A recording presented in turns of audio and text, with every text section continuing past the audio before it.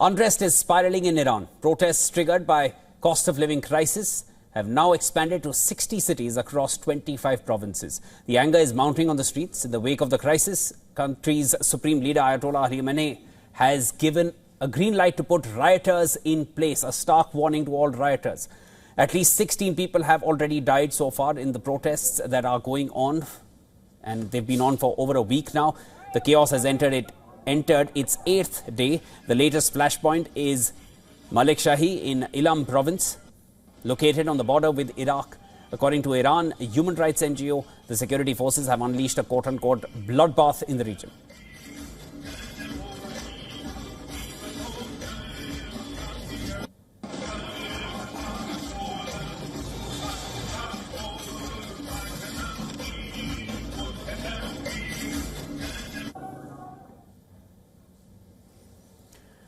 Malik Shahi is a county of about 20,000 residents. Most of them belong to the Kurdish heritage and ethnic minority population that is pushing for regional autonomy. The reported crackdown comes a day after the killing of security personnel, member of Iran's elite revolutionary guards, which were killed in Malik Shahi during a clash with protesters.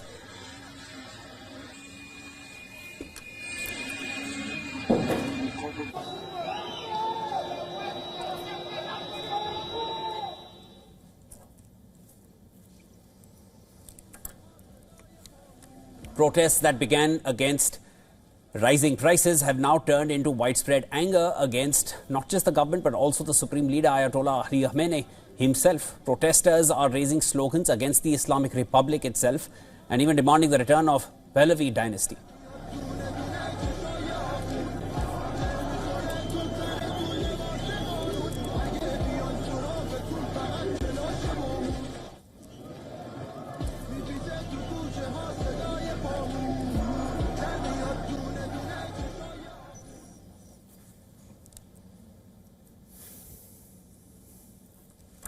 Ayatollah Khamenei has acknowledged the concerns of protesters, but at the same time, he has warned rioters of strict action.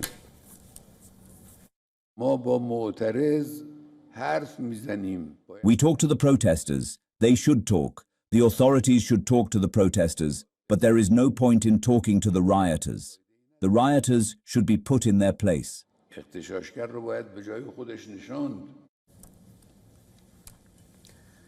Khamenei also responded to US President Trump, who earlier issued a warning for Tehran against using force against the protesters. The US President said, "We are locked up and ready to go if protesters are targeted." Calling him a ranting American, Khamenei accused Trump of slander and deception.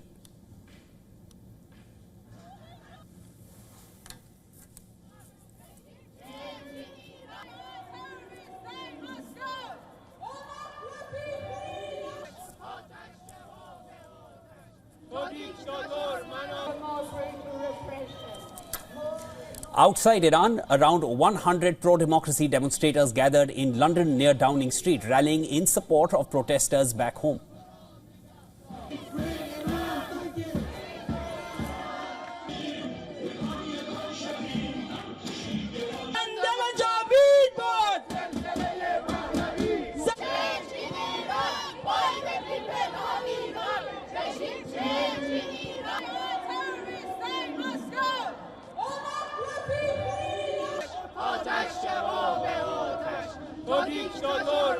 More greater repression, more and more arrests.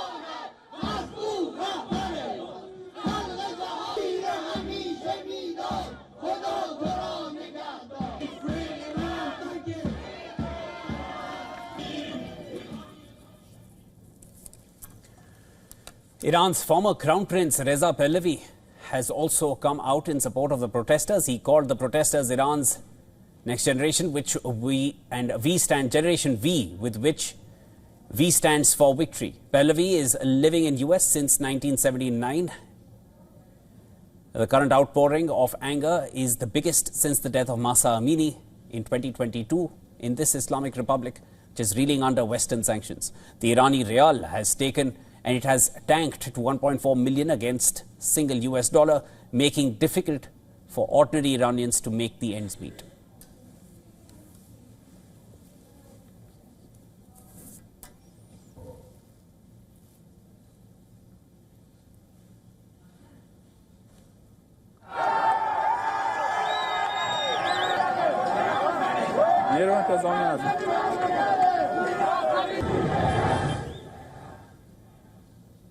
All right, joining me live from Tehran is Yusuf Jalali. He is a journalist covering politics in West Asia with a focus on Iran's foreign policy and regional power dynamics. Mr. Jalali, thanks so much for joining me here on the broadcast. I want to start right off. What's the mood in Iran? These protests are no longer peaceful. They are the protesters. They're even attacking security forces, even attacking government buildings.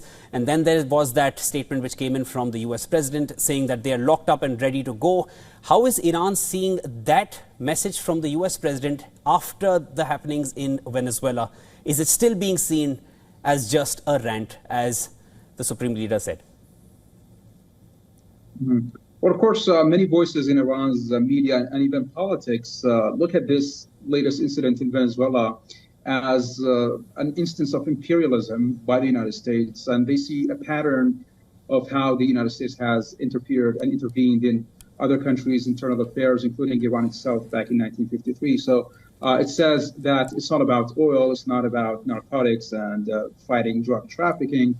It's all about oil, and this, whatever comments rise from Mr. Trump himself or his Secretary of State Marco Rubio, those claims and remarks about drug trafficking, fighting narcotics, calling Maduro not a president but a drug dealer. So these are just excuses by the United States trying to, of course, serve its own interests and get its hands on the Venezuelan oil resources. And they argue that the same thing happened in Iran back in 1953 when Iran was facing a coup d'etat engineered by the United States and the UK.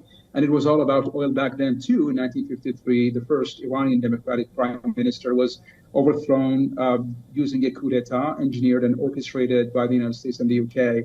Why? Because Mr. Mossadegh, the then Iranian Prime Minister, called for the nationalization of Iran's oil and called for an end to the British monopoly over Iranian oil resources. And then the coup d'etat happened. He was overthrown, and the Shah, Mohammad Reza Pahlavi, was reinstated back to power. So the same thing is happening right now in Venezuela. This is based on comments by Iranian officials and, of course, Iranian media outlets. Mr. Jalali, if I may, I want to just keep it focused towards Iran, and that's why I really needed your perspective. To put it more bluntly, do you really feel, or do you consider US, when they say they're locked up and ready to go, can they attempt something similar in Iran? Of course, Iran is alarmed by that comment by Donald Trump, especially when the United States attacked Venezuela. And of course, Marco Rubio made it clear that the president means what he says, what he talks about, and he implements his words into action, not just words. So here in Iran's political discourse, we can see some alarms raised by some publications, including Kayhan, which is a state-affiliated newspaper. They have said that the same thing might happen to the resistance of access. And they said that it seems that the United States fights and enters into a war with any country that tries to oppose its policies. Understood. But those policies, again, are framed by the Islamic Republic as imperialist policies, policies that undermine the sovereignty and the territorial integrity of countries. Understood. So when the Supreme Leader said that the US President is a ranting American, there are voices in Iran not just considering this a random rant. There could be action behind it, especially after what we've seen in the last 24 hours in the Caribbean. Let me take it a little further from there, sir. When it comes to Iran, can there be an imposition of martial law given the stark warning that the Supreme Leader has issued to rioters?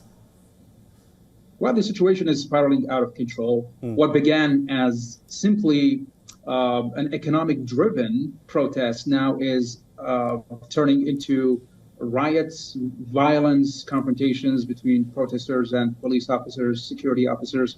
And it's not just limited to big cities. It's now spreading into other cities and provinces across the country. Now we can say that it's a nationwide protest with instances of fierce clashes between demonstrators and security officers. Of course, the concentration of this violence is along the Iranian western provinces, along the Iranian western borders, which border the Iraqi Kurdish regions, where the elements of PJAK terrorists or separatists are based there. So we've seen reports, heard reports that those separatists, PJAK, which is an Iraqi offshoot of PKK, Kurdish separatists, they have managed to smuggle weapons, firearms into Iran to supply those protesters and try to arm them to create this armed conflict between the security forces and the protesters. Understood. And we've seen such images circulating. And this is what has alarmed Iran. It has heavily deployed its security forces, Basij paramilitary forces there to those regions. But now the violence, the fierce violence now is limited to those areas. We see in big cities and towns, including the capital, Tehran, it's yet to see very much violent confrontations between the protesters and security officers. Understood. Mr. Jalali, thanks so much for making time for us and joining us and giving us the perspective coming in from Iran and what it feels about the happenings in the last 24 hours and what is going on inside Iran right now. That was Yusuf Jalali joining us.